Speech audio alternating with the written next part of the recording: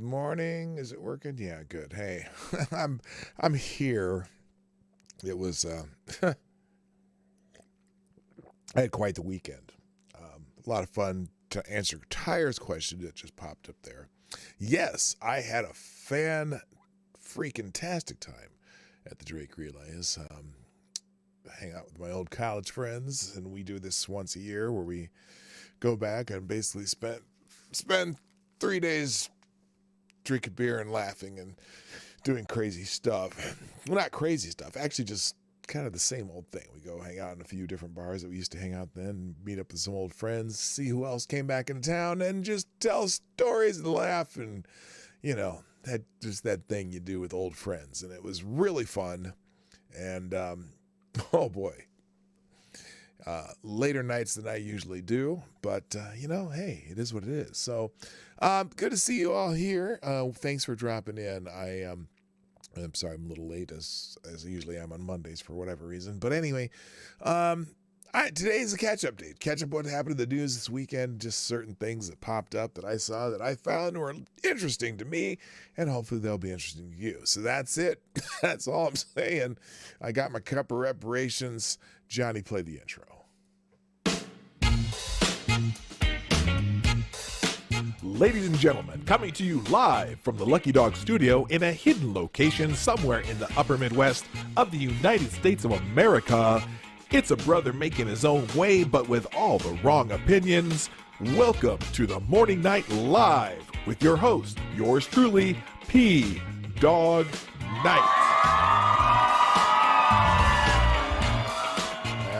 That's it. Stop the music. Good morning, everybody. Welcome to the Morning Night Live. I'm your host, Marty, also known as P-Dog Night on the internet. Welcome to the P-Dog Night channel. I'm happy to see you. It is Monday, the 2nd of May, 2022. People rolling in slowly because, when I start late and I have that weird screen up there instead of the standby, people think, it's going to be another 10 minutes. But today, no, I'm here. I'm queer. Get used to it. Wait, that didn't come out right. Anyway, I'm glad you're here, and let's just get into it because I got a lot to cover, or lots to touch on, I should say, and we'll see what happens. First, though, let me say thank you to a couple people real quick.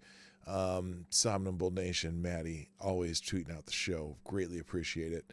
That is always so helpful, and even though I did get the show tweeted out, I'm retweeting both of you too. Thank you again. Also, let's say good morning to the people in the chat because that's what I do. And there's not a whole lot yet, but that makes it go by quicker. So anyway, Maddie, guess what? You are the first one in the chat and you get the bell. And oh gosh, what the hell? I hate when I do that. Let's fix that. There we go. Now you can hear the bell. Thank you for being here first, Maddie. Also, good morning, Tyre Alexander, with the new handle, the Invictus of Soul. Yo to you too. Good morning, Advocatus Diablo, the Devil's Advocate, Somnambule Nation, Tyler F. Rotten Corpse, and Aaron Meredith. And that's it. That's all of us. Must be something I said. Anyway. So let's see. Let's get in. Let's just find what. Oh, what I do there? Oh, don't do that. Open a new tab. Yes, there we go. And just double checking something real quick here before I continue. I got a whole bunch of news stories open, by the way. They will all be in the description down below in a single link called the one tab link in the second paragraph of the description down there. Oh man, everyone's doing the Johnny Depp trial. I don't know. But anyway, let's see. And Crowder's, okay, a lot of people are doing that. I just want to see what people are doing on YouTube right now.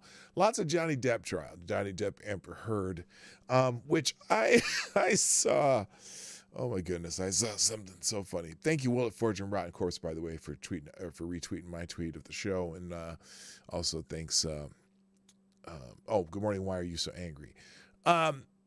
The funniest thing, I wish I had it handy. In fact, maybe I have it handy on my phone. The funniest meme I saw from that trial right now has to be, oh my gosh, let me show this one to you because it's hilarious. I'll try to make this So here we go. This is the theme. We got Willy Wonka and the Chocolate Factory. I thought that was crazy. Yeah, most people think he's already won, but you never know because you know how it goes. It's just you never know in those trials. They tend to be slanted towards the woman, although this crazy woman who took a dump in his bed, I don't know. So let's start with the, you know, I hate to call this good news, because although I've seen people treat it that way, and it's never good when someone leaves this world. So I'm gonna be somewhat kind. We're mourning the death of Weather Underground member Heist and 81 Heist participant Kathy Boudin. She has died at age 78. This is the woman, okay, fuck this lady, FTG to Kathy Boudin, but she spent decades in prison for her part in the deadly 1981 Brinks armored truck heist as a member of the radical militant group, the Weather Underground. She died of cancer at age 78 in New York on Sunday. Now, this is a woman who probably should have spent the rest of her life in jail, but she got a questionable pardon. I can't remember who did it, but anyway, in October 1981, Boudin and members of the group teamed up with the Black Liberation Army for the robbery to help fund their anti-government campaigns. They targeted a Brinks armored truck, which they held up in Rockland County, making off with $1.6 million. During the robbery, gunmen killed the Brinks security guard, Peter Page, before transferring the money to a U-Haul truck a mile away where a 30-year-old Boudin sat in the cabin. So this is one of those cases where someone died in the process of a felony, and so was charged with murder.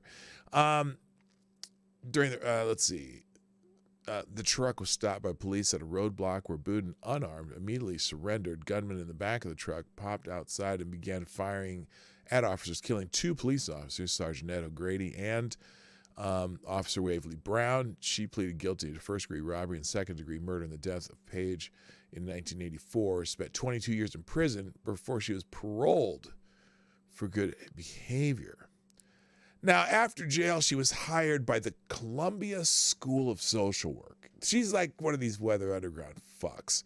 And she was, you know, with who's the asshole in Chicago that became friends with Barack Obama, whatever that jackass is. Anyway, she was hired as a freaking full-time professor in 2013, lecturing about issues facing convicts and their families when a person is released from prison. Oh, joy.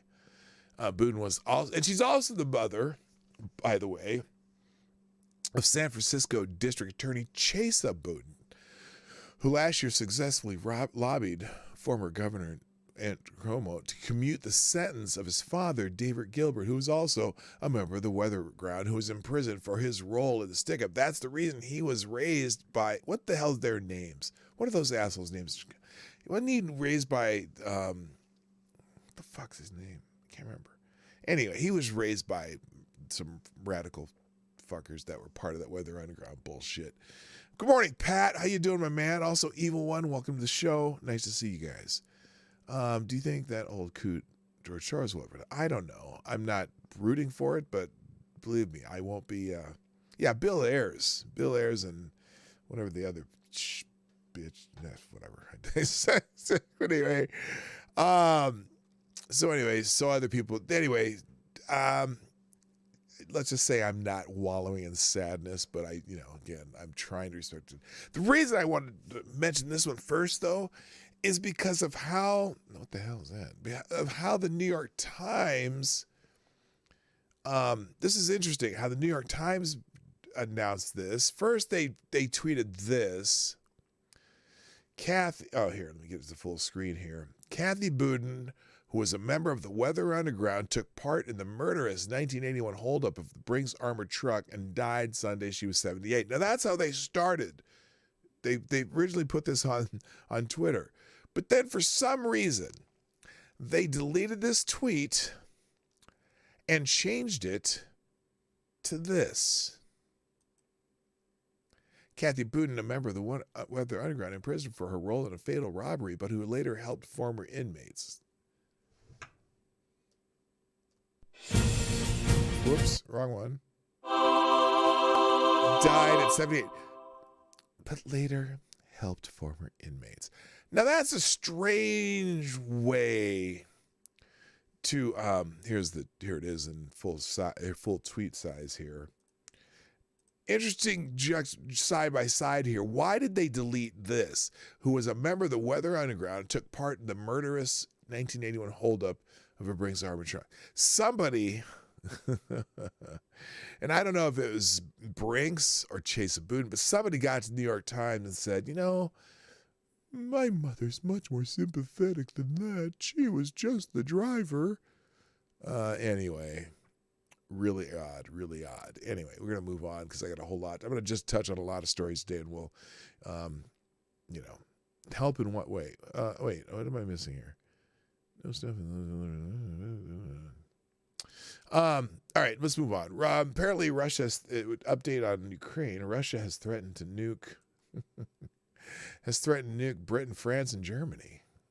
By the way, there were some rumors that Putin is having some health issues, and apparently those issues seem to be true. I'm sure you're going to be hearing more about that sometime soon.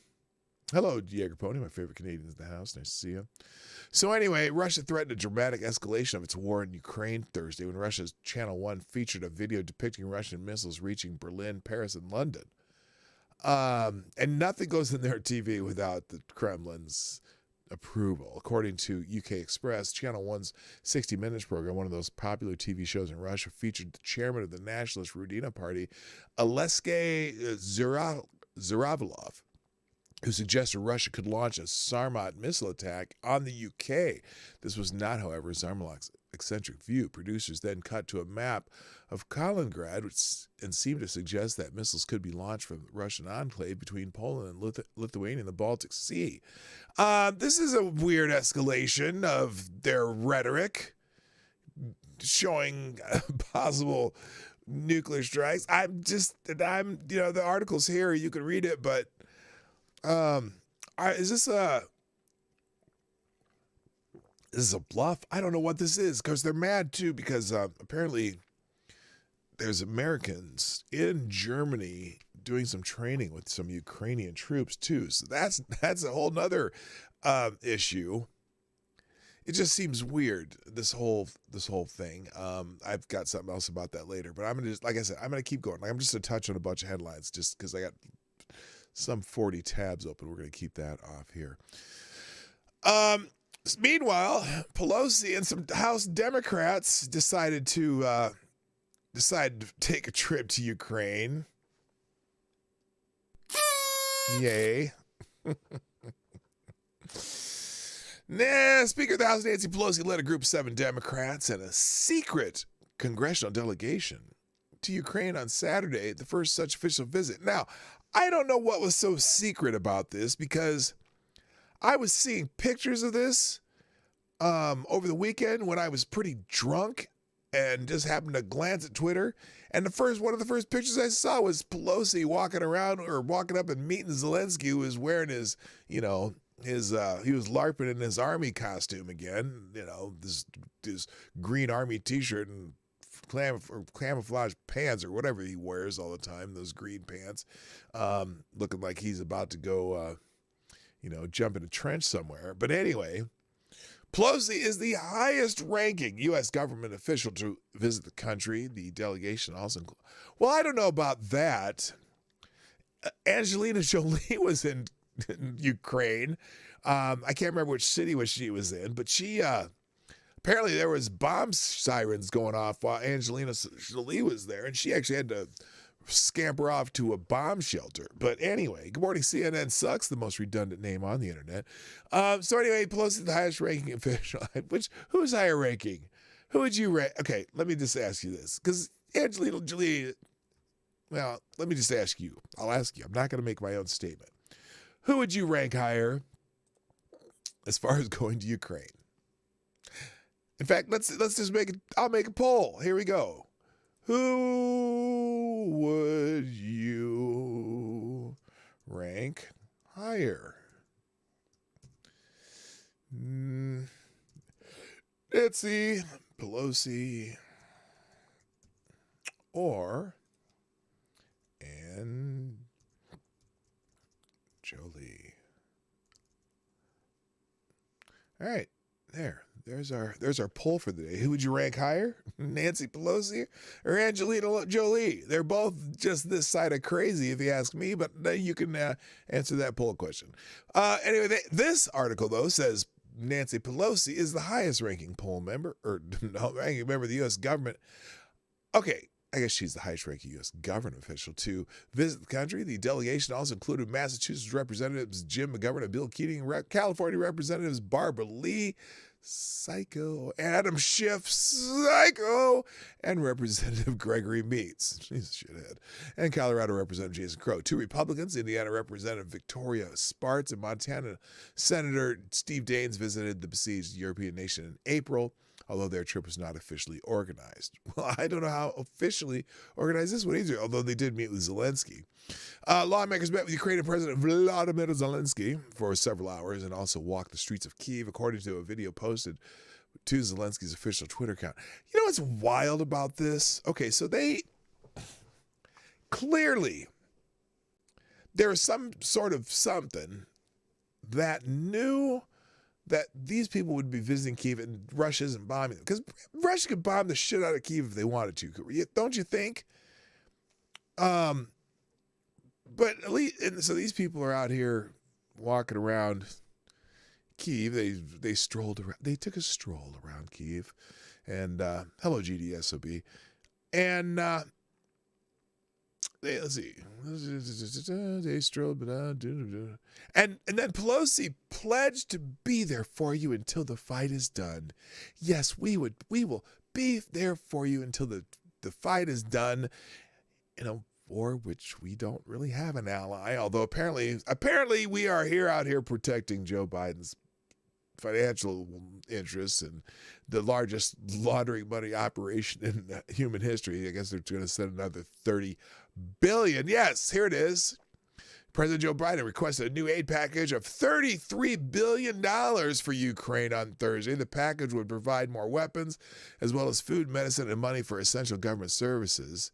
And that's on top of the $13.6 billion in aid for the 2022 fiscal appropriations package. So if anyone else bitches to you about Elon Musk was dropping $44 billion on Twitter,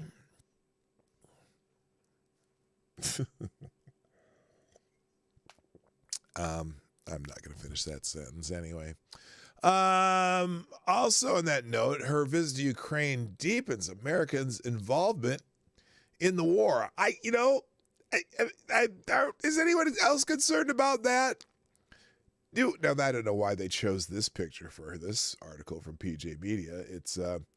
This is not, she looks a little more crazy than normal, but, it is Nancy Pelosi. House Speaker Nancy Pelosi made an unannounced visit to Ukraine, meeting with Vladimir Zelensky. We already talked about that. Here's what she said. Your fight is a fight for everyone.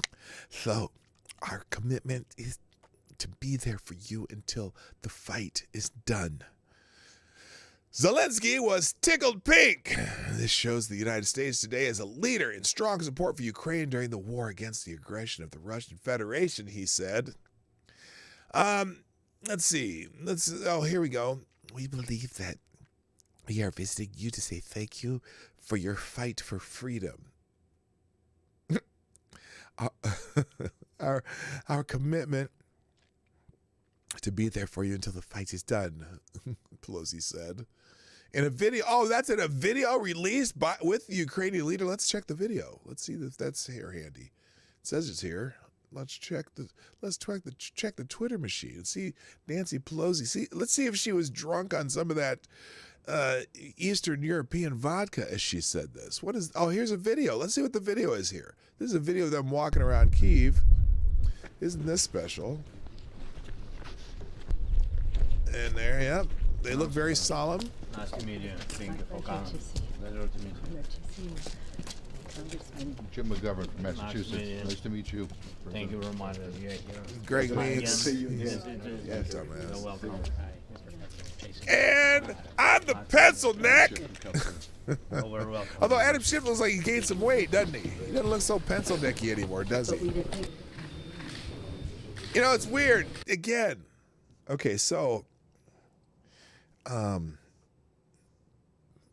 secretaries of state is the secretary, technically the Secretary of State actually does represent the executive branch. Nancy Pelosi is just kind of third in line of suggestion, but she's not the most important person who's gone over there for so far. I think the Secretary of State kind of trumps her a little bit, but so many other heads of state have gone to Ukraine, but we know that the president of the United States has not, which, you know, again, I wonder if they're afraid of embarrassing themselves. And again, the vice president hasn't been there either. But so anyway, Nancy Pelosi has decided to go. Я вам вдячний по-перше, за цей сигнал потужної підтримки України, Okay, so this is clearly not in English. Сполучених Штатів, народу Сполучених Nice little Штатів, shiny microphone. Конгресу і двопалатної підтримки, і двопартійної. Цей сигнал високо ціную я як президент, наша команда і народ України. Це говорить про те, що Сполучені Штати є сьогодні дійсно лідером потужної підтримки України в часи війни проти агресії Російської Федерації. І я за це хочу вам подякувати за те, що допомагаєте Україні захищати суверенітет і територіальну цілісність.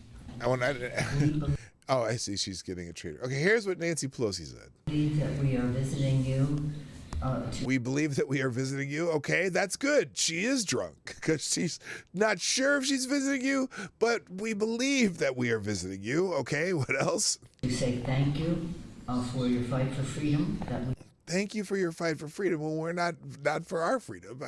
I'm not sure what that means. You're on a frontier of freedom, and that your fight is a fight for everyone.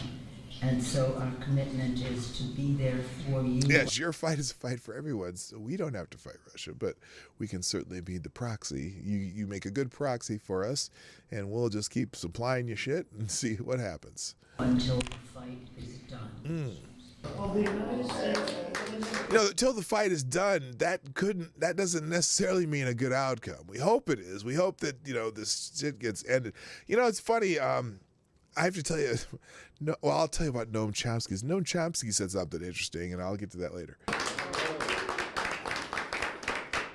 Oh, we have gifts and special medals and some whatever. Where's the vodka, she asks. Okay, so anyway, that's very interesting. Anyway, so yay. Let's see. Do I have anything else about that? I think I don't. Oh, by the way, I know that maybe many of you have heard this news already, but maybe some of you have not. And it's kind of a sad day because this was such an important, it feels like it was kind of important. And unfortunately, another propaganda angle out of Ukraine is dying because Ukraine had to make an admission that the famed and most important fighter pilot in the history of Ukraine, the Ghost of Kyiv, is dead. And it's sad. But not dead because of being shot down by Russian pilots. Not dead because of an drinking himself to death in Russian vodka.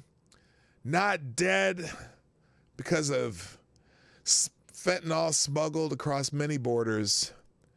But he's dead because, he never existed. Oh no, Ukraine is now admitted the Ghost of Kyiv never really existed. The man who shot down 40 enemy planes since the beginning of the war, well, apparently you no longer exist. And by the way, the poll is over.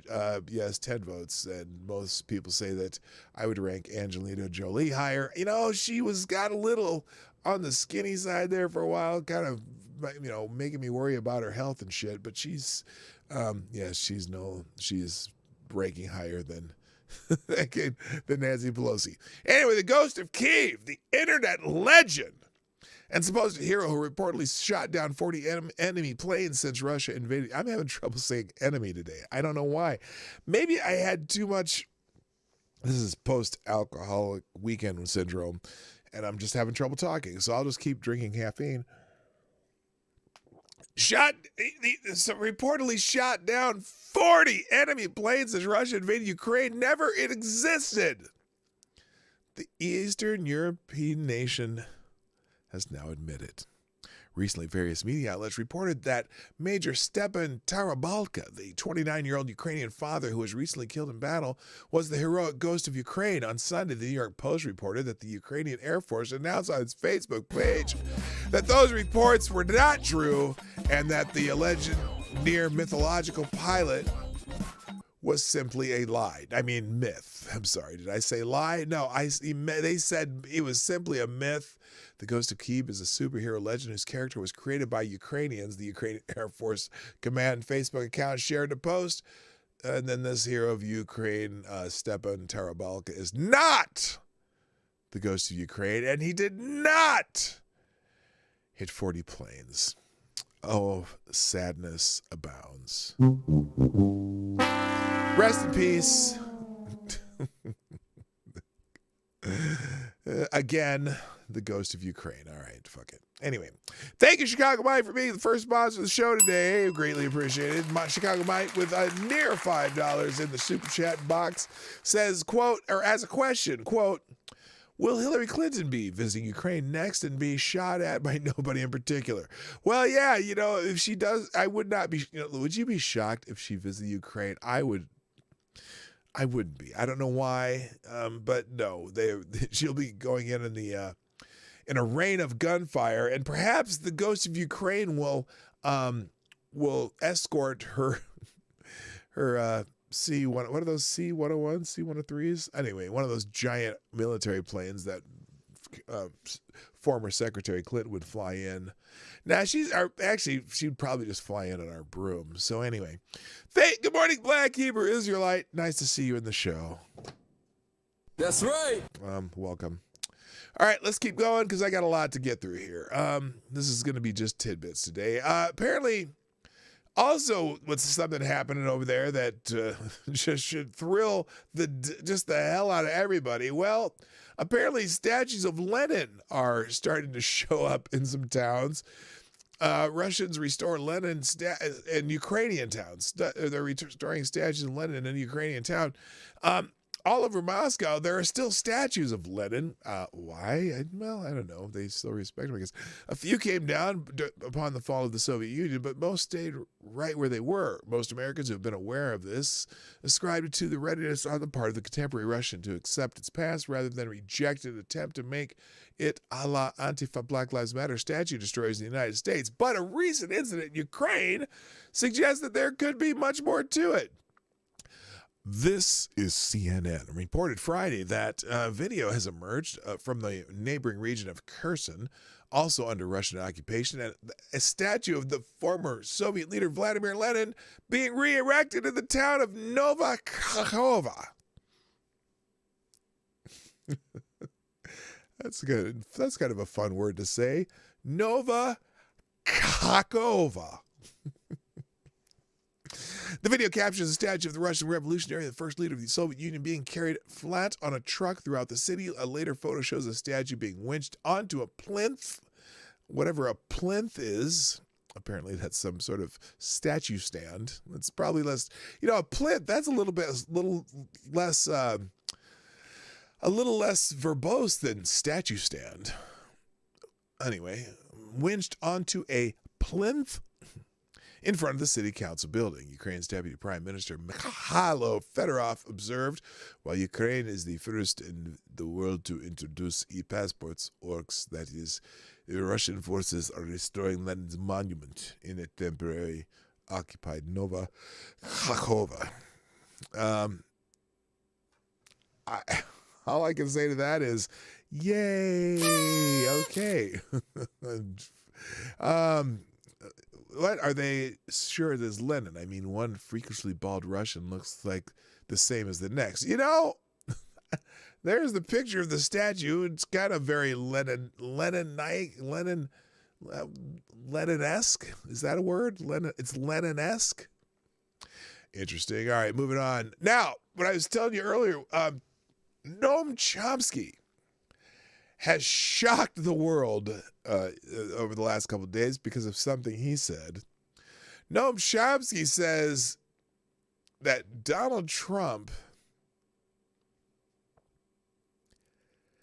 is the one Western statesman pushing peace in Ukraine.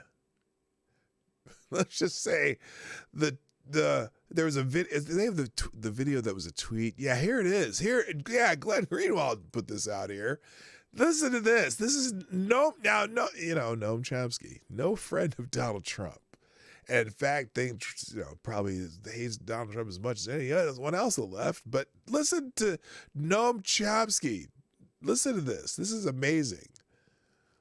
Well, there is fortunately one statesman in the United States and Europe who has laid out a person Let me just. I know I kind of ruined the surprise in this, but statesman, Noam Chomsky describes him as political figure who has made a very sensible statement about how you can solve the crisis. A sensible statement, namely by facilitating negotiations instead of undermining them, and moving towards establishing some kind of accommodation in Europe, maybe along in which there are no military alliances, but just mutual accommodation.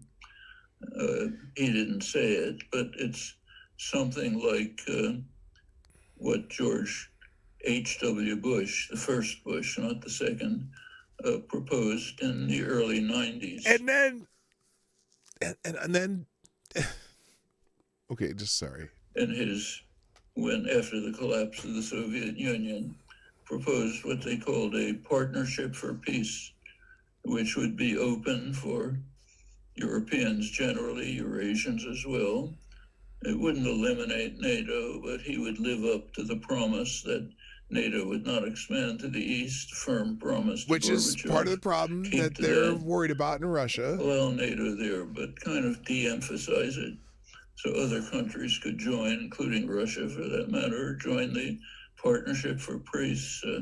Tajikistan joined, for example, not NATO, and move towards a world, a Europe, Eurasia with no military alliances. Actually, de Gaulle had similar vision. Emmanuel Macron, in his initiatives trying to contact Putin, suggested something similar. So going back to the one who said it first, statesman, he didn't mention all Western of this, statesman, but he suggested something similar. Move towards negotiations and diplomacy instead of escalating the war. Try to see if you can bring about an accommodation, which would be roughly along these lines. His name is Donald J. Trump. Now, I wish they would have given this, they cut this clip off. We waited another 5 seconds. Because I want to hear the reaction of the dude that's right here. This guy. The guy in the clip there. I wanted to see his reaction, but I can't find this clip anywhere else. But I wanted to see what his reaction when he said it was Donald J. Trump, because they cut it off as soon as that came up. I'd love to hear his first question. Anyway, that's pretty amazing. Interesting. And, because, he doesn't think anything comes. Like this, Glenn Greenwald says, Chomsky says he regards Trump as a deeply dangerous figure, yet is the one statesman in the West who has said it, and it's the right way out. Let's tell the truth, Chomsky says. Oh, there is a video of the full interview. Let me see if I don't know what part that's at. Anyway, That's not what I want to do. It should be off. Thank you to the first Streamlabs donation today is a deuce from the Ghost of Kiev, and the Ghost of Kiev. You are the new Streamlabs superstar sponsor of the day. Thank you very much. The Ghost of Kiev says, it's Metal Monday, so I have to have music for the even this one. And this is especially appropriate for the Ghost of Kiev because, I would think that the Ghost of Kiev would be a metal kind of guy. So let's try this one. I'm not dead, motherfuckers. I'll turn that down just a little bit. The Ghost of Kiev says, I'm not dead. I will live in the hearts and minds of gullible reporters on Twitter and child groomers on TikTok. That's right. Never forget the brave man of Snake Island.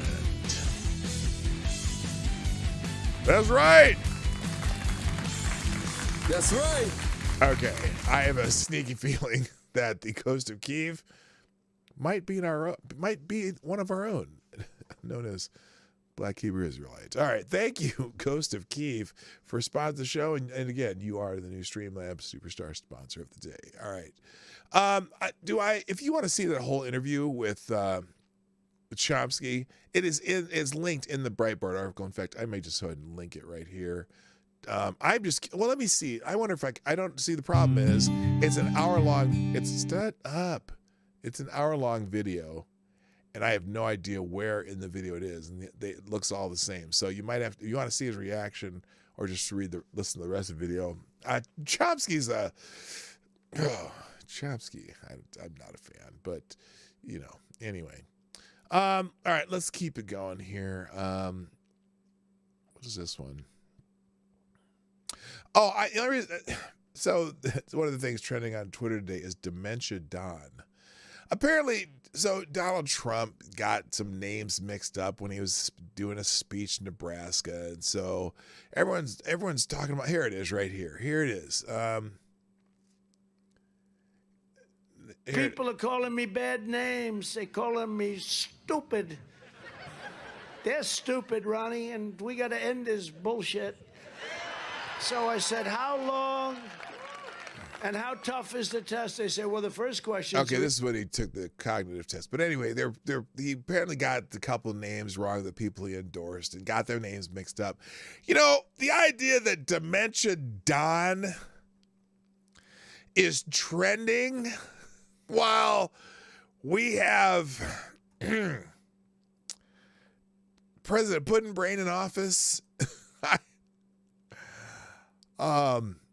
Do they really want to just make Joe Biden look less coherent by comparing him to Donald Trump? Now, let's see. Let me see if I can find the clip that they were talking about. By the way, do I have this? I have this up here somewhere. Okay, I do have it. I'll get to that in a minute. I wanted to talk about the White House Correspondents' Dinner, which is Washington prom for nerds, but I don't have many clips from it. But anyway, and then other things trending on Twitter. Apparently, there is a deceptively edited video saying that Zelensky does drugs. The fact checkers are out. Making sure that you know that this was a deceptively edited video falsely associating Zelensky to drugs, according to the fact checkers. Now, remember, there are times when Zelensky does look like he's either been up all night or has been on a little white powder binger. But anyway, two different videos that circulated online are misleading and falsely associated Ukraine President Vladimir Zelensky to drugs. Fact checkers stay, and whenever fact checkers say something, you think something's up. But they thought this was important. One video that showed Zelensky during a conference was called digitally altered, according to fact checkers. Well, digitally altered, what does that mean? And Zelensky's verified social media account shared the original footage on March 5th, and it was widely reported by other news outlets. In another video, this one from 2019, Zelensky answered questions about coffee and exercise. The footage circulated from this interview has since been edited to be misleading, according to the Associated Press. Well, thank God they're coming to the rescue of Vladimir Zelensky. Oh, I see. This is the fake and the real. Fake with white powder on his desk, and real without the white powder on his desk. So it was a fake, and they they somehow altered the video. Here's the video. After the war, you're see very that? welcome. I invite you. Okay. Yes. After the war, Yeah, you're I'm very pretty welcome. sure that he would not be out there sitting with some cocaine on his desk. Although there are some rumors that he does like the nose candy a little bit. I don't know if it's true or not. I'm not going to speculate. I wouldn't want to be caught up by the what do they call that? Disinformation? I'll just say Ministry of Truth. I don't want the Ministry of Truth coming after me. All right, let's see. What else do I got here? Oh, something went wrong. What happened to this? Oh, Shadow Crew is trending. Now, the pictures on my thumbnail today were kind of referencing it. There are all kinds of articles chirping at Elon Musk and the Billionaire Boys Club and all this other shit. And so Shadow Crew was trending. Apparently there's an article, well, this article right here from the Wall Street Journal that says the Shadow Crew who encouraged Elon Musk's Twitter takeover. So it's a long article talking about how there's a handful of people that can include Peter Thiel and Jack Dorsey who were trying to kind of push Elon Musk to take over Twitter. So it just starts like this. Elon Musk's crusade against Twitter Inc. escalated from a war of words to a full-on takeover. He was egged on behind the scenes by a mix of voices from fellow billionaires to internet trolls with their own beefs with the social media platform. In Mr. Musk, a serial entrepreneur with a hard Twitter habit, these men found a vessel for pent-up animosity over the company's content moderation and management. Each one of them has a very personal stake. Twitter's co-founder and former chief executive Jack Dorsey, who resigned last year under pressure from his board, was whispering in Mr. Musk's ear that Twitter should be a private company. People familiar with the matter. That means we really don't have sources for this. We might just be making shit up, or we don't know. There's 4 writers in this article, so somebody found somebody familiar with the matter to write this article. Now that Twitter's board was accepted, the order, or the bid. Wait, where's that? Familiar with the matter? People familiar. Okay, now that Twitter's board has accepted Mr. Musk's $44 billion buyout offer, the Tesla Inc. CEO and the world's richest person is positioned to act on years of grievance and mold the platform in his own maverick image, meaning ways that we don't want him to. But anyway, they're saying that there was several people. Like his part, well, didn't he and Peter Thiel, aren't they the ones who did PayPal? Anyway, they said Thiel's part of it, and, Jack Dorsey, and who is this? Okay, that's back when they were making PayPal. He's come up with some pretty interesting shit, PayPal, Tesla, the rocket ship thing and whatnot. All right, let me go back here real quick because we have a sponsor today. Thank you, Tyre Alexander. And Tyre Alexander, you know what? You are the new Streamlab Superstar sponsor of the day. Thank you very much. And it is a sponsored ad, so we have to have some proper sponsor ad music on Metal Monday. Let's go.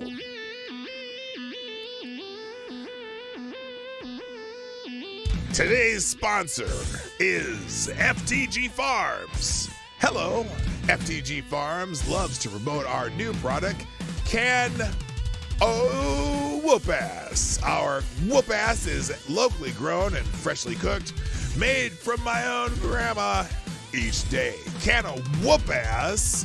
When you need whoop ass, reach for FTG Farms. Can of Whoop ass. Yes, thank you very much, sir. Thank you for sponsoring the show. Greatly appreciated.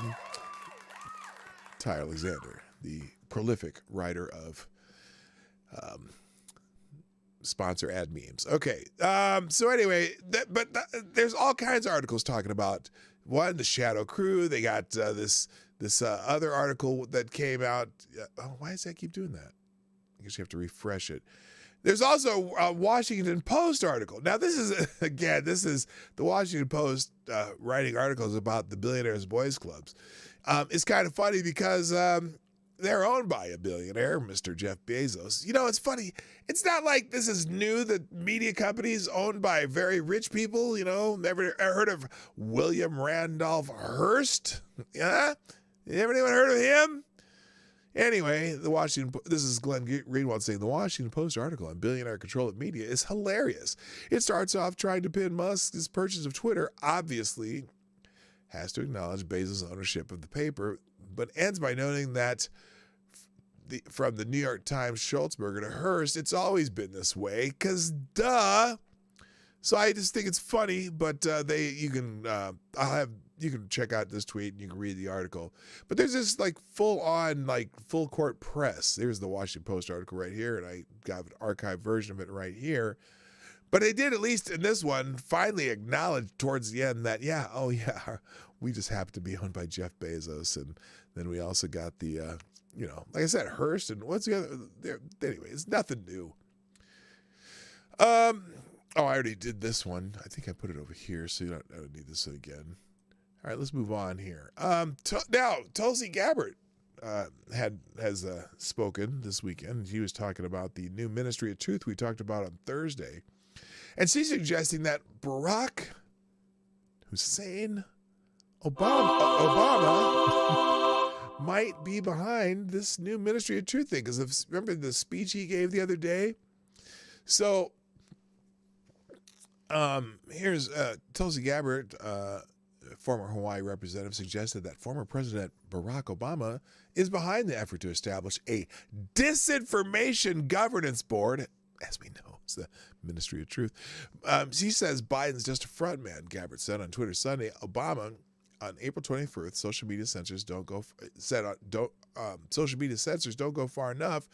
So the government needs to step in and do the job. 6 days later, Homeland Security rolls out the Disinformation Governance Board. It sounds like a coincidence to me, but here it is. Now, the good news is that almost all the big tech platforms now acknowledge some responsibility for content on their platforms, and they're investing in large teams of people to monitor. This guy. Given the sheer volume of content, this strategy can feel like a game. Yes, because when I say something, it's the truth, and none of you should ever say anything. Talking to people, none of you would never say anything that I believe they are contradicts me. sincere in trying to limit content that engages in hate speech, encourages violence, or poses a threat to public safety. Or fact checks me. They genuinely are concerned about it. They want to do something about it. And I would fuck them up if they say something against me. While content moderation can limit the distribution of clearly dangerous content. Dangerous? It doesn't go far enough. Oh, no, it doesn't go far enough. They should just censor anyone who says anything bad about me. Because, that's I'm Barack Obama, and you shouldn't ever contradict me. So, anyway, that was the speech he made at Stanford University, where he argued tech companies have a hard time moderating content on their own, and so therefore there should be more oversight. Yes, the people who tell you what they should be able to allow to go on the internet. Wow, that is some First Amendment bending bullshit from the former President Barack Obama.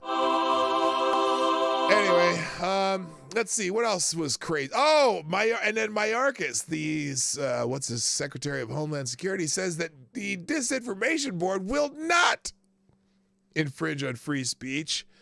He was brilliant. How long did they do the whole thing? No, they did. I don't need an ad on this one. Hang on, let me turn this down because I'm going to get an ad. So he said the department. Here, let me turn this. Hang on a second here.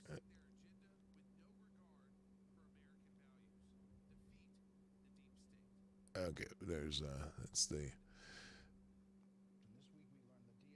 Okay, is this the no? This okay. Well, let's listen to this interview with Brett Baer, because this is fascinating, and we should hear this. It's only 3 minutes long, so we can watch it. Board was coming out, and we saw immediate concerns about free speech. You understand some of this pushback? Oh, there's no question, Brett, that we could have done a better job in communicating what it does. And let me share with you the problem is how we communicate it does and has been doing. Oh, for so years, this has been going on for throughout years. The past administration. Oh, during the Trump administration. Perfect. Yes. So disinformation. So wait a minute. So you know what else? Other kind of shit was going on during the Trump administration that was going on for years? Leaks. Leaks of things that shouldn't have been leaked to hurt that president that was already there. But that's okay. This is the kind of shit we've been doing for years. We just didn't tell anybody. We didn't make it known that we were trying to deal with disinformation. A security threat to the homeland. Disinformation from Russia, from China, from Iran, from the cartels. Oh, yes. I'll give you a real-life example. Okay. The cartels spread disinformation that Title 42 does not apply to the Haitians. Oh. And that... Well, you know,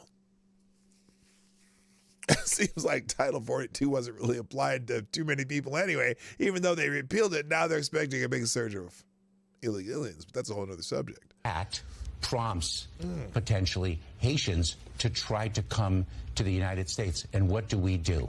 U.S. Customs and Border Protection. As soon as they come to the country, you put them on a bus and send them to another city in the United States. I'm just saying. Enforcement agency goes on Creole language stations and communicates that Title 42 does apply to Haitians. It sounds a little bit like the Global Engagement Center at the State Department. It's a little redundant. This is a working, Brett, I really need to clarify. This is a working group. Oh, it's a working group. That takes best practices to make sure that in addressing disinformation that presents a threat to the homeland, our work does not infringe on free speech. Okay, so does not infringe on civil rights, that's civil what liberties. It is. It's not we about will just speech. We're all good it's boys. It's about the connectivity to violence. Oh, that is what violence. But we need to address. You know, an individual has the free speech right to spew anti-Semitic rhetoric. What they don't have the right to do is take hostages in a synagogue. Yes. And that's where we get involved. So the president... Now, who would be making that anti-Semitic rhetoric? He said that it would not infringe on the domestic free speech. Interesting. First pick to lead this is Nina Jankowicz. Nina Jankowicz. Yes. She's taking heat for tweets and comments the about greatest news stories. person the Hunter on the Biden planet, laptop, perfectly others. sane and laptop perfectly story obviously was blocked from social media outlets because it was called Russian propaganda until it wasn't. So do you really think that Jankowicz is anywhere near objective enough for this particular job? Yes. Yes, I do. And by the way, let me guess. Highly regarded. Highly as a subject matter expert, and I don't question her objectivity. There are people in the department. All right, let's just stop there, because you get the idea. This jackass is just going to pretend like nothing's here. Well, it's funny he should mention Nina Jankowicz, because she is a cringy human being. Here's Nina Jankowicz. She's going to be the head of the Ministry of Truth. Here she is. Oh, no, wait. I don't want to talk about, I don't want Joe Joseph Watson. Hang on. That's not what I wanted to show you. Wrong video. Hang on. Let me skip that. So anyway, Nina, they're going to, so some people are calling the Nurse Ratchet of disinformation. But she says she's committed to protecting free speech. When we first heard of Alejandro Mayorkas announce the Department of Homeland Security Disinformation Governance Board, we thought he was trolling. Then he said Nina Jankowicz, best known as TikTok's Mary Poppins of disinformation, would head it. As the kids say, LOL. Right out of the gate, Jankowicz trumpeted her commitment to protecting free speech, but apparently Mayorkas is serious, and the administration is rolling out Jankowicz, author of a new book called How to Be a Woman Online, as a renowned expert in the field of disinformation. Yes, she is the greatest. She's a prolific propagator of disinformation, but I digress. That's true. She's more like they say she's more a practitioner of the craft than an expert in combating it.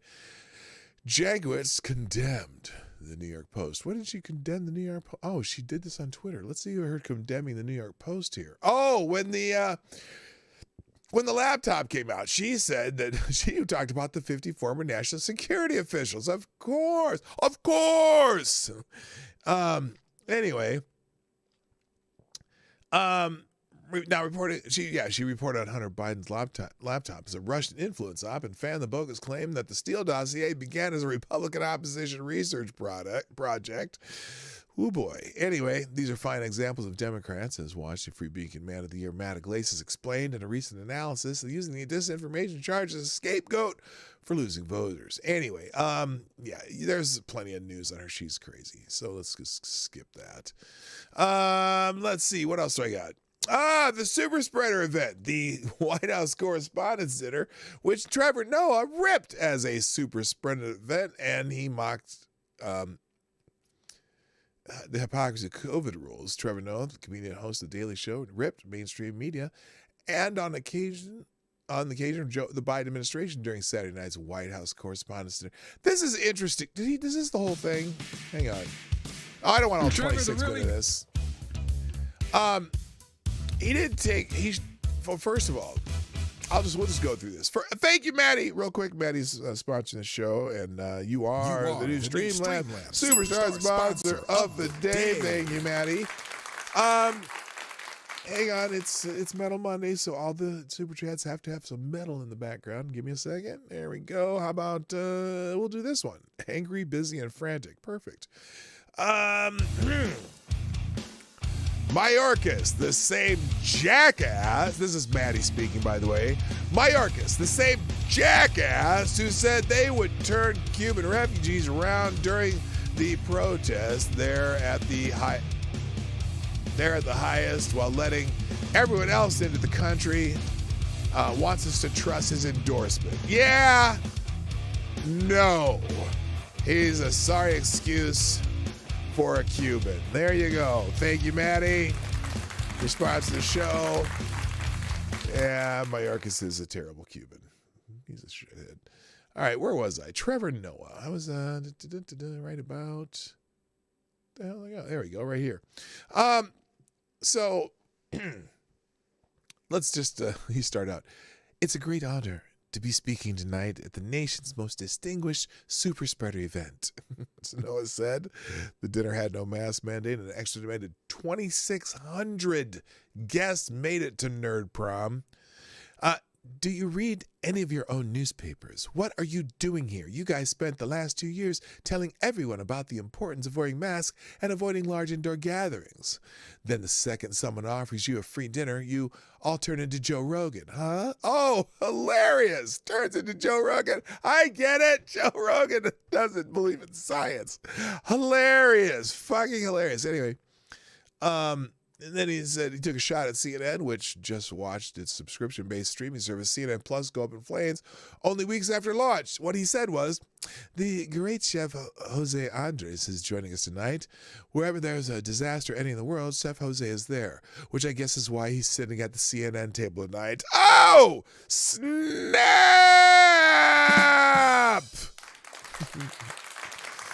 Apparently, Jeff Zucker got fired after he tried to keep his workspace relationship secret, which is weird because if he didn't really want anyone to know about it, he would have just made a show about it on CNN Plus. Oh, snap!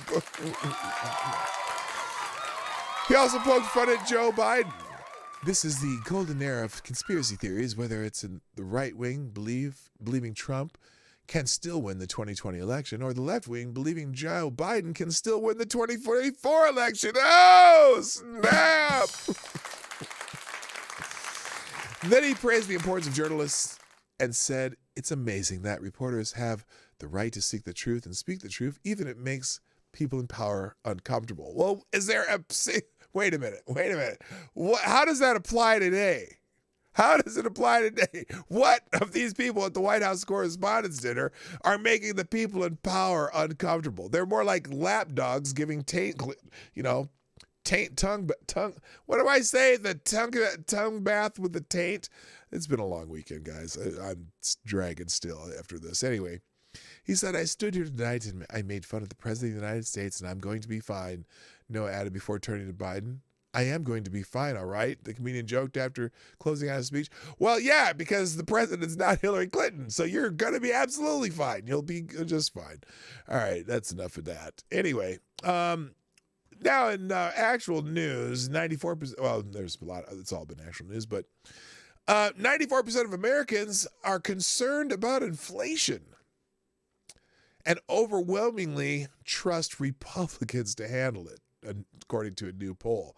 That's quite a turnaround. More than 9 in 10 Americans are concerned about inflation, according to a new poll. According to the poll, more than 1,000 adults conducted by the Washington Post and ABC. This is a Washington Post ABC News poll. Oh, you know this is bad. Imagine the teeth grinding going on in those two newsrooms. Anyway, between 94% of Americans were either upset or concerned about the impact of skyrocketing inflation. The poll asked respondents, quote, thinking about the current rate of inflation, meaning rising prices, is this something you are upset about, concerned about, but not upset, or not concerned about? Some 44% of adults said they were upset about inflation. Another 50% said they were concerned, but not upset. Just 16% said they were not concerned. The poll also asked respondents their opinion of how President Biden was handling his job as president. His overall approval rating was underwater by 10 points. 42% of voters approved of Biden's job, and 52% disapproved. Broken down by intensity, Americans had much stronger negative feelings about Biden than positive. Respondents who approved of Biden were evenly split. 21% strongly approved, while 21% somewhat approved. But of the respondents who said disapproved were much more intense. 42% of respondents strongly disapproved. Yeah, that's exactly how I want it to go as we're going into, what's the date? We're in May already. There's a midterm election coming up in a few months. We're in May, and they strongly disapprove of the person in the top, which is never good because the midterms never work out well for the incumbent's party. Okay, what the hell is going on there? It's supposed to be an article. Let me just put my lovely mug up here because I'm running out of time, but I think I can get through these, mostly just headlines, and we'll be okay. Now, you know, the great mind and political mind of Rahm Emanuel always said, don't let a good crisis go to waste. And apparently Biden officials are telling us that food shortages, they're looking at the bright side of food shortages. The bright side, according to the Biden administration and officials there, say that it will lead farmers toward green energy.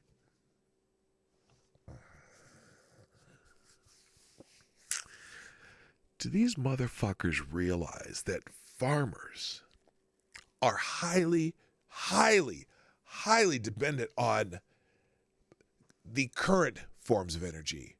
And these farmers who are going to be trying to farm without as much, nitrogen, whatever, the fertilizer shit that they get mostly from Russia, and fuel, which diesel, so I was driving, I did my little trip to Des Moines, I drove, and, I'm used to and I don't like it, but I'm used to the, between $3.60 and $3.90, whatever, $9 a gallon that we are paying in the Midwest here, or at least my part of the Midwest, Minnesota and Iowa, right?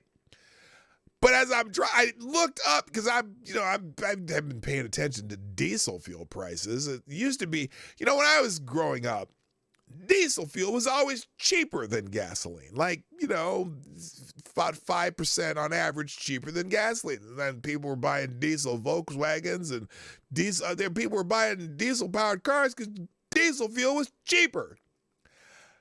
And when I went and paid for my $3.84 a gallon gasoline in, where was I? It was in, near Mason City, Iowa. I looked up at the sign and it said diesel fuel was $5.56 a gallon. I was like, are you kidding me? And these farmers that all depend on diesel, this whole idea that food shortages will lead farmers towards green energy. Why? You think they have $200,000 or $300,000 or $1 million? Not even, it wouldn't be that, because they got to buy all new equipment if they're going to do green energy, right? All those combines and planting things and herbicide sprayer things, tractors and shit. You think they're going to go out and buy a bunch of new equipment when they're barely going to be able to make men's meat anyway? You got to use the energy you're using now. Holy shit, these people are stupid. U.S. Agency for International Development Chief Samantha Power, fuck that bitch, claimed on this week's Sunday that food shortage will push farmers towards green energy. Oh, joy. Power said that food prices have increased 34% globally, prompting her agency to ask Congress for assistance in easing the food shortage crisis on a global scale. She said the agency is working with farmers across the globe to transition to natural solutions that are, according to her, in their best interests. If you want to see this interview, it's here on ABC. Okay, I just wanted to test it. And I don't want to do an Xfinity ad. We're working with farmers to also increase their production so you actually have more supply brought on market. Fertilizer shortages are real low now because Russia is a big exporter of fertilizer. And even though fertilizer is not sanctioned, less fertilizer is coming out of Russia, she said. As a result, we're working with countries to think about natural solutions like manure and compost. Wow. You know how much... Okay. How long is this clip? It's a minute there. We'll listen to her. Because here she is. Samantha Powers. She's a shitbag. I'm sorry. She just is. Effect of Putin's unprovoked invasion of Ukraine. I mean, as if the harms in Ukraine weren't enough. You have countries like in sub-Saharan Africa and in the Middle East who get maybe 80-90% of their wheat or their grain overall from Russia and Ukraine. And you see massive spikes in food prices. Food prices right now, George, globally are up 34% from where they were a year ago, aided substantially again by this invasion. So we've gone to Congress asking for a substantial increase in humanitarian assistance in order to be able to meet those needs. You're not even meeting the needs here at home. You stupid people. But we're also active, of course, in more than 80 countries around the world, well and apart from this crisis. So we're working with farmers to also increase their production so that you actually have more supply brought on market. Fertilizer shortages are real now because Russia's a big exporter of fertilizer. And even though fertilizer is not sanctioned, less fertilizer is coming out of Russia. As a result, we're working with countries to think about natural solutions like manure and compost. And this may hasten transitions that would have been in the interest of farmers to make eventually anyway. So never let a crisis go to waste, but we really do need this financial support. She even has the nerve to say it. Never let a good crisis go to waste. Oh, my God. Your life makes me sad. I'm not listening to the rest of it. All right, let me get done with this. We got to get out of here. Supply chain does not exist. The green energy industry is in for a rude awakening. Oh, by the way, I saw a report yesterday because apparently California tracks its electric car sales. And, well, let's just say that California is doing a really good job of funding the purchase of Twitter. 84% of electric car sales in California are Tesla.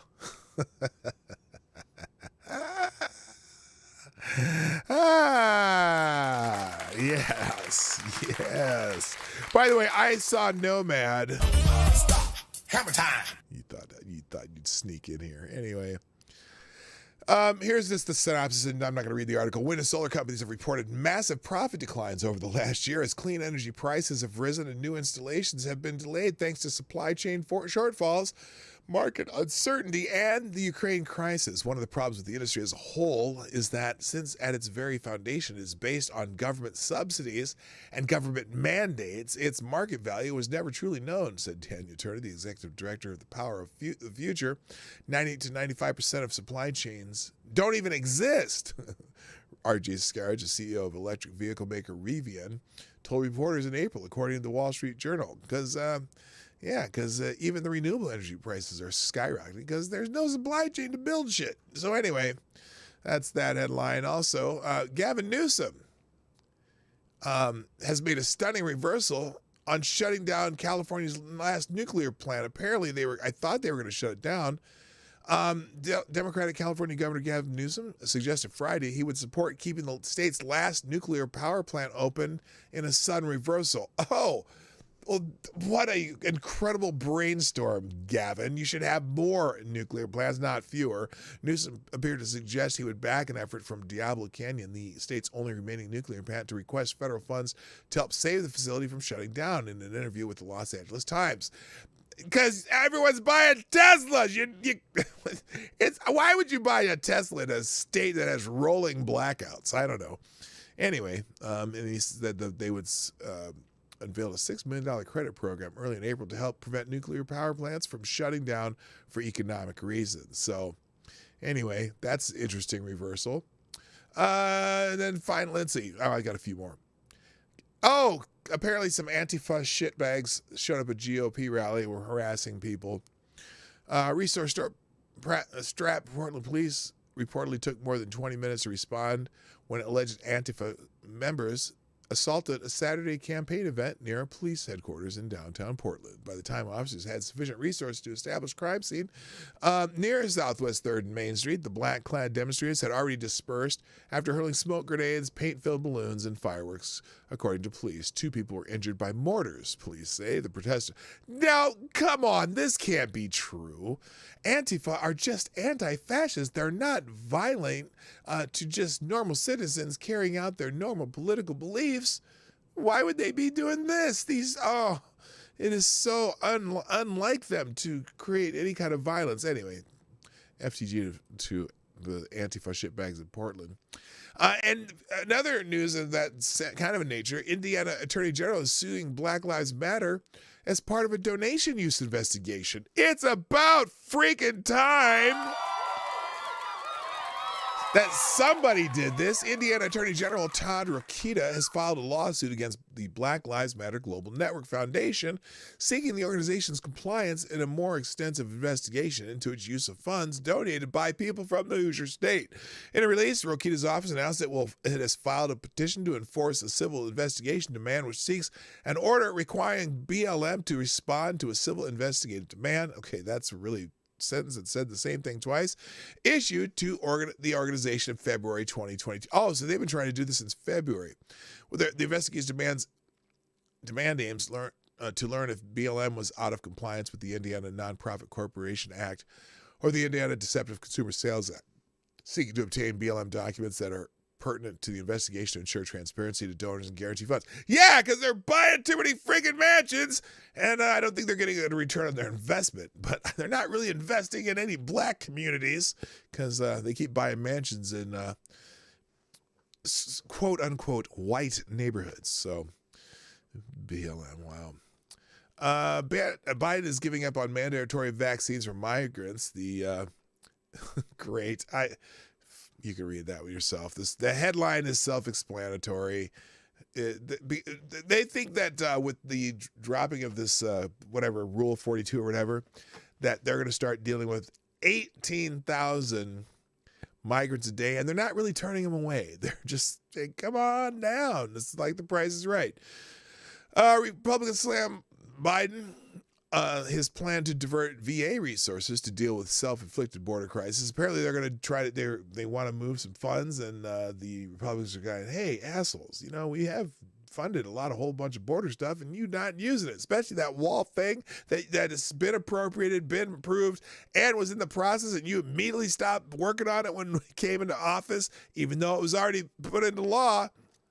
During a congressional hearing focused on the Biden border disaster, Department of Homeland Security Secretary Alejandro Mayorkas indicated that the Biden administration was considering diverting resources from the Department of Veteran Affairs to help illegal immigrants if and when the Title 42 controls ended. Wait a minute. Help them?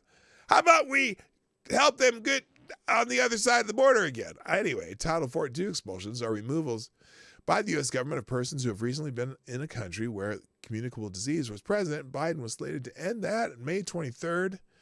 Republicans are slamming the administration for the proposal, so which they should be.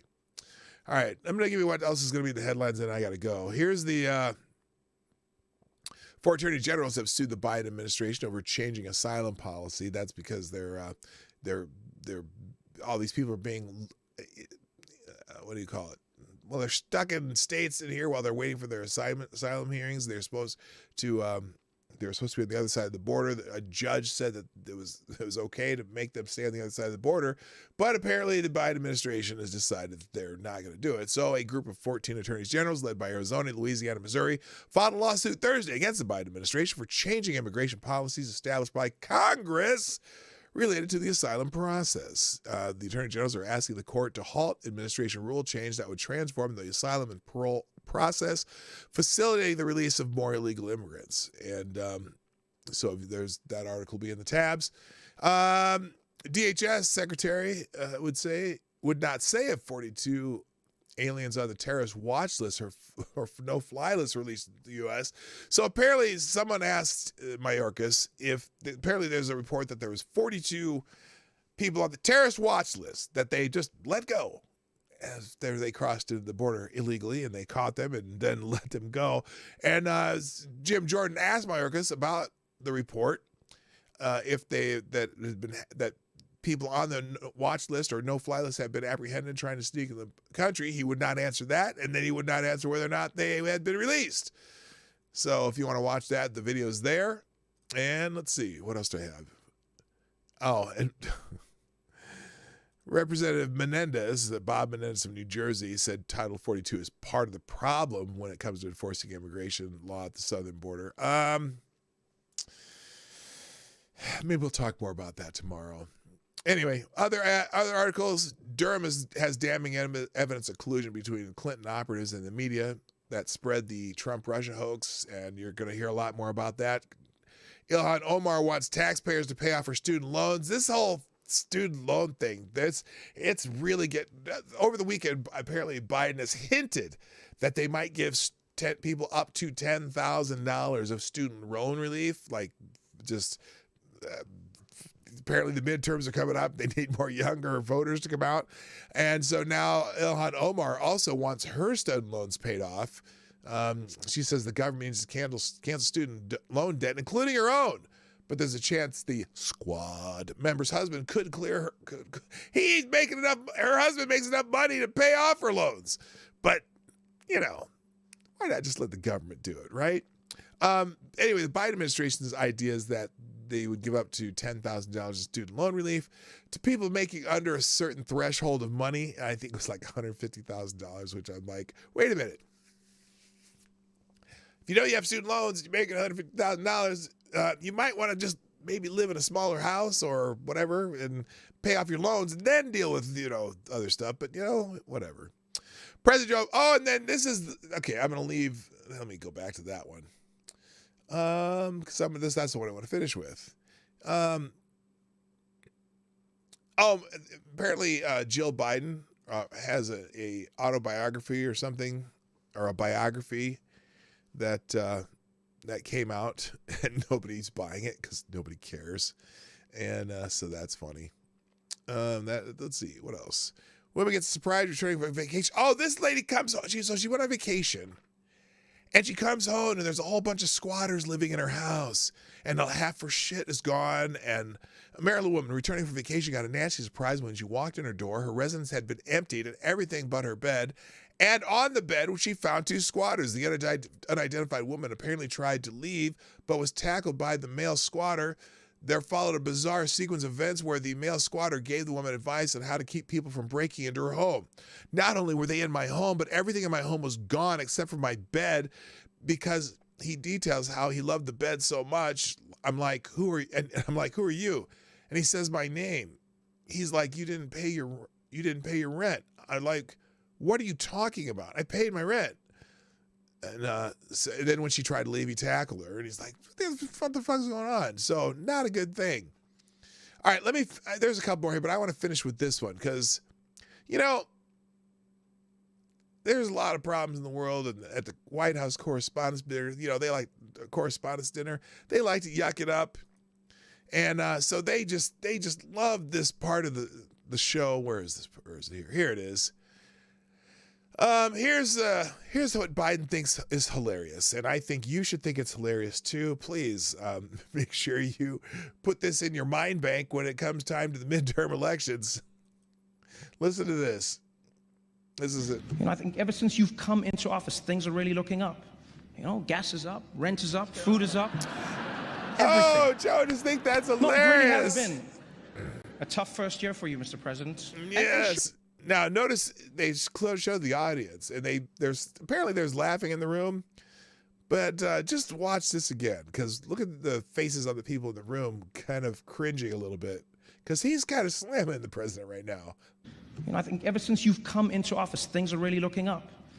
Gas is up, rent is up, food is up, everything. Oh, yes. It really has been a tough first year for you, Mr. President. Yeah, no, this group now she has a smile sort of. He has this kind of like, oh, that's humorous. But look at all these other faces. Nobody in here is laughing. I don't know where all that laughter came from. But ladies and gentlemen, I just want to make a point. You know who they're really laughing at? They're laughing at you. They don't give a fuck. You know what I'm saying? They just don't care. Yeah, it's all bad, but Joe Biden just laughing away. Just laughing away, laughing. So anyway, that's it for today, gang. I got to go. I really got over time, but thank you so much for being here today. I appreciate you coming by and joining me on this lovely Monday where I'm not hungover. I just have a headache because it was a long weekend of drinking. And I had fun at the Drake Relays. And if you didn't see the show Friday, we interviewed some college students. I'm going to cut that down into a little bit more coherent video because I just found it fascinating talking to students and the brainwashing that they've been getting at a young age. Holy shit. If you didn't see it, you can watch it. But anyway, I got to go. Thanks for being here. Thanks for y'all who sponsor the show. Chicago Mike, the Ghost of Kiev, Black Light, Tyler Alexander, and Maddie. And Maddie, you are the Streamlab Superstar sponsor today. Hit the like button before you go. Share the stream. Put a comment in the comment section if you're watching on replay. And again, if you want to sponsor the show 24 hours a day, P-Dog Night Live is the best place, but there's also Venmo and Cash App in the description down below. Thank you so much for being here. I got to go. Just like I said, my name is P-Dog Night. And I'm out of here. Bye-bye.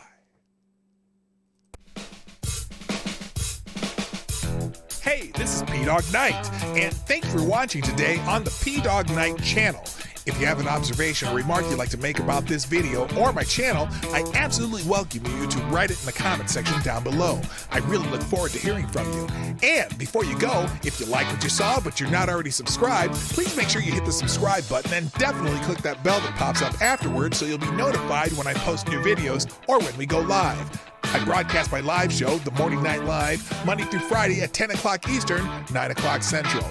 A special thank you to all the supporters of this channel who share our videos on social media and who make donations through Streamlabs, YouTube, Venmo, and Cash App, which are all linked in the description down below. Thanks again, and until next time, I'm P-Dog Night, and I'm out of here.